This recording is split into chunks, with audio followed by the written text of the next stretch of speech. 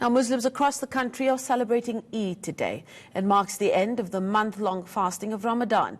But for several Muslims in Manenberg, the day has brought nothing but misery. Our reporter Leanne Jansen spoke to a resident of that Cape Town area earlier today.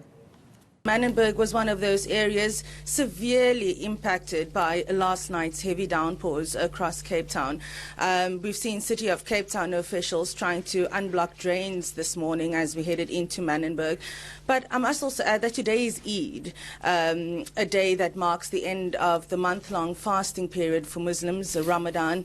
I am in a Muslim household in Manenberg at the moment, where it's a devastating Eid for many families like this in Dweke Street, where we are. I am joined by Zahira Brown. Zahira, let's just take us back to last night. What had happened? Last night I was in my place. I didn't know the place or the front yard and the backyard was flooded.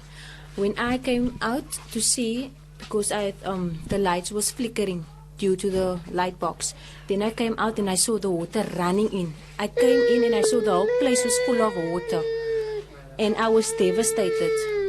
Now, today's Eid, as I just spoke to my colleague about, earlier you got fairly emotional, telling me that the children don't even want to celebrate Eid today. Yes, because what they saw last night made them scared. They thought they would die.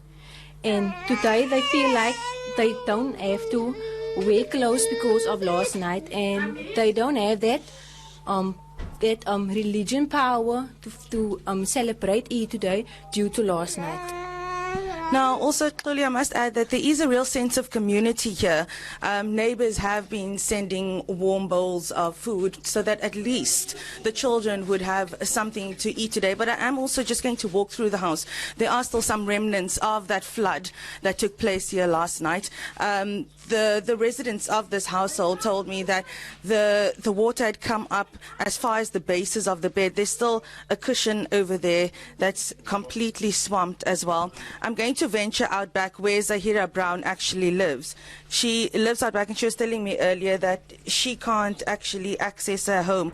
So I'm standing on a step, and most of the water has already drained and evaporated, but there are clear markings on the wall. If my colleague Asanda could just pan slightly on the wall and the door, you could see that the water was at least calf height when the devastation struck in Manenberg last night.